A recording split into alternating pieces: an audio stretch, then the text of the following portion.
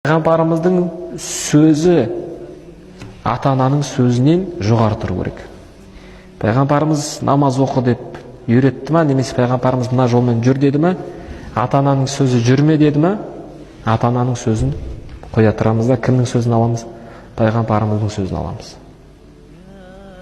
Осы әрекет нені білдіреді? Пайғамбарға деген махаббатты білдіреді. Енді анау кейбір уағыздарда айтылып жатады ғой, жүректі төртке бөлу керек, тағы басқа деп. Негізі жүрек мәселесі, ол жүрек бөлінбейді.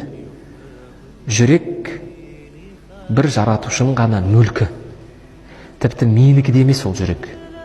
Себебі баршамыз білеміз ғой, Алла Тағала жүректі қалағанынша айналдырып төңкереді.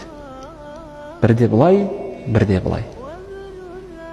Сол себепті ғалымдарымыз айтқан дұғаларында: «Я жүректің иесі, жүрегімді дінге бекем етті.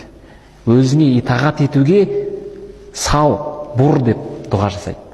Менің жүрегім, кеудемде, бірақ оның иесі Алла. Мен керейін, маған бағынбайды ол. Сол себепті Алла Тағала қалаған пенде дінге кіреді, қаламаған пенде кірмейді. Біз ол пендені қанша қаласақ та, әттеңе намаз оқыса екен, әттеңе тура жолға түссе екен десек те кірмейді. Себебі оның жүрегінің иесі Алла перделеп қойған. Енді қараңыздар, сол жүректе тағы да орын кімге беріліп тұр? Пайғамбарымызға. Себебі баршамызға мәлім, Аллаға біз жете алмаймыз. Аллаға деген махаббат толық болмайды, пайғамбарымызға деген махаббатымыз толық болманша. Енді Абаса сүресін оқыған болсаңыздар, соңғы аяттарына көңіл бөліп қараңыздар. Сондай қиын қыстау туады. Сол күні адам мына адамдардан басын алып қашады деген аят бар. Ашық, анық тұр өзі. Яума яфиррул мар'у мин ахиhi ва уммиhi ва абиhi мин уммиhi ва абиhi ва сахибатихи ва бани. Қателес.